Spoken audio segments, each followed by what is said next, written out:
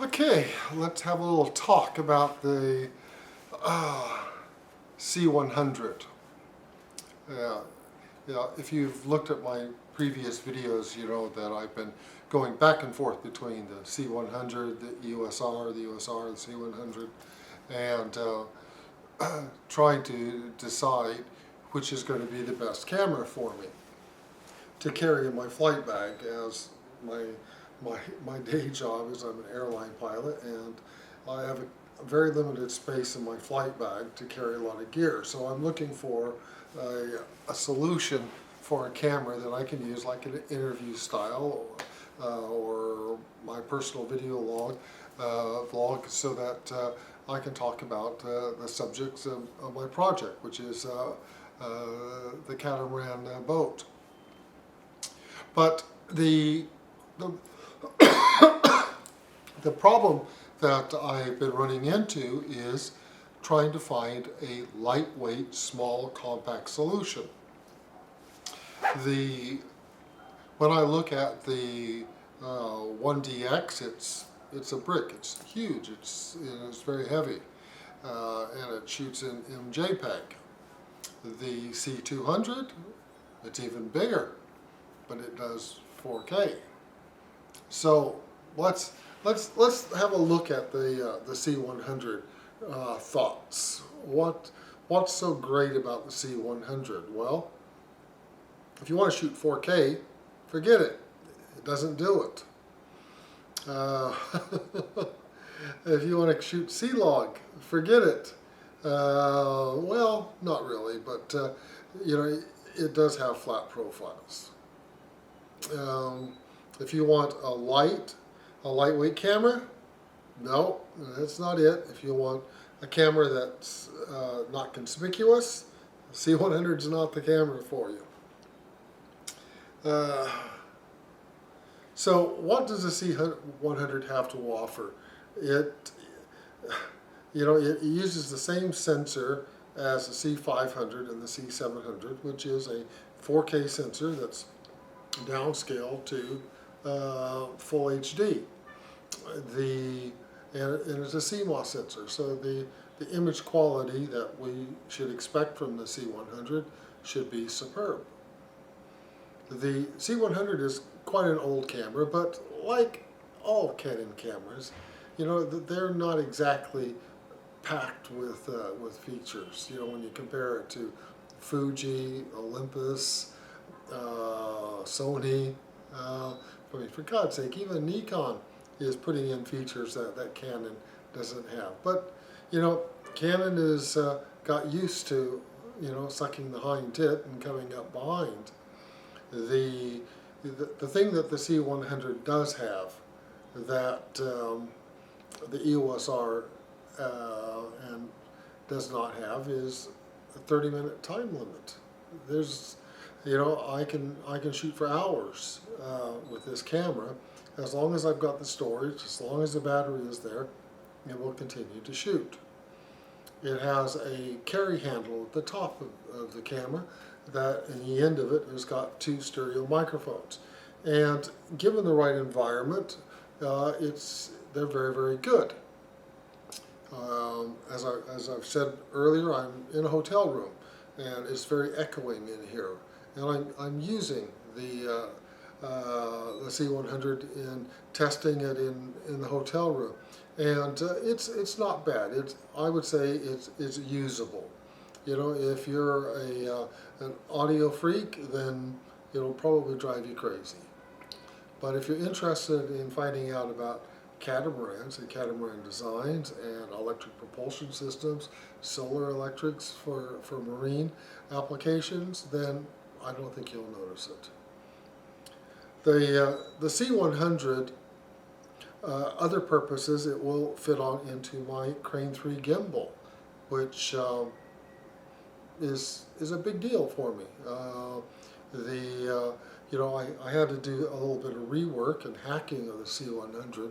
I had to remove the eye viewfinder on it, which was really, really bad anyhow. So I haven't lost anything. But what are the big takeaways on the C100? It's got a flippy screen. CMOS sensor, you know, microphones. It's got profiles, unlimited record time. You know, there's no 30-minute limit there.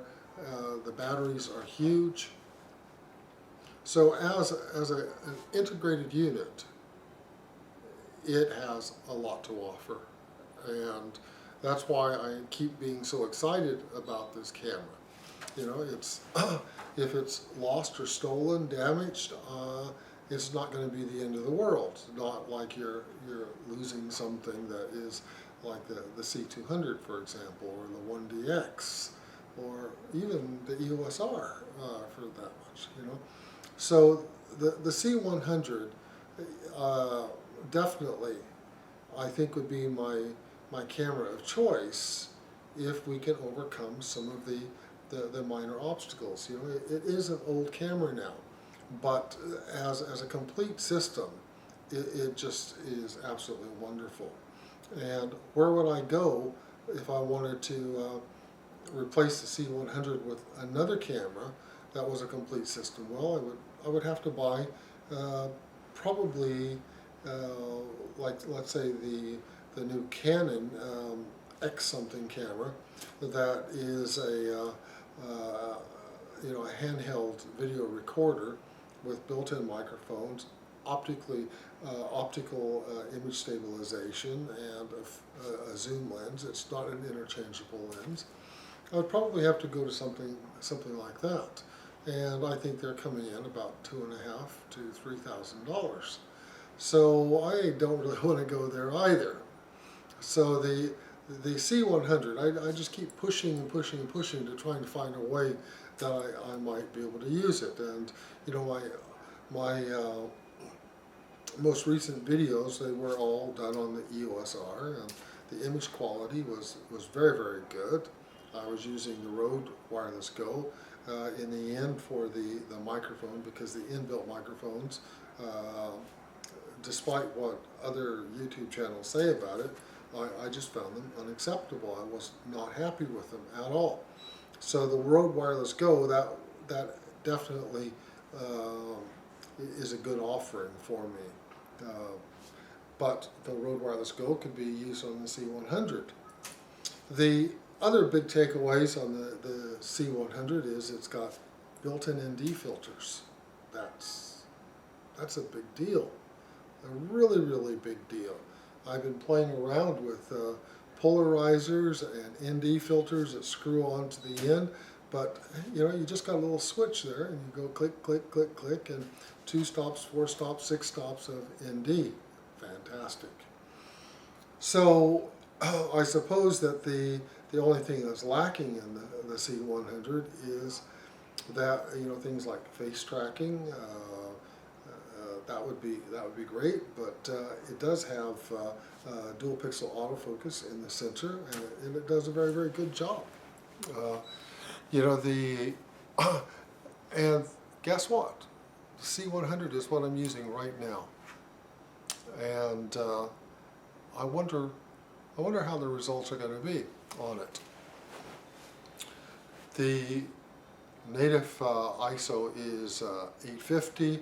And in all fairness, I was using 400 when I was previously testing the C100. Also, I've made improvements in terms of what picture profiles that I use and how I use them. So I'm expecting that we're going to get a lot better results. So here I've got curtains behind me, and I would expect to see a lot more range now at the native 850 ISO than what I was using earlier at 400, incorporated with the addition of updated profiles. Should be an interesting solution. So here we are. This is the C100, and as of yesterday, the EOS R was really, really winning, but it was still causing some problems. And when I was filming the last video at golden hour, it got to the 30-minute time limit, turned off, and that was the end of golden hour. And that was the end of the sunset. So that was kind of a crappy position to be in. Whereas if I was on this puppy, the C100, I wouldn't have that problem. And it's got the built-in ND filters as well, which gives me the ability to knock it down as the sun comes in. So yeah, the the EOS R has a size advantage. There's no question about it. It's got the 4K, but for these kind of videos, am I going to be doing 4K? No. No, as I've said repeatedly over all of the test videos, this has got to be a fast, on-demand solution for me that requires little to no video editing. And that is what I'm looking for. And the C100 and the EOS R, they are very tightly linked together in terms of which one am I going to use. I mean, the big advantage of the C100 is how well it's integrated. You know, it is. I don't have to plug anything else in. And right now, I've set the camera up. I put it on a monopod, put in an SD card, put in a battery, turned it on, punched record, and that's it. And that's what you're seeing. This is the result of just that. The EOS R is pretty much the same, but I've got to play around with it a little bit more. I got to put in the microphone. I've got to look at the levels a little bit more carefully on the EOS R, and but it's a very good system. It's especially with that Rode Wireless Go. And Rode, if you're listening to me, I keep complimenting you. You know, I'll be straight. I've got your other microphones, and I'm not that happy with them.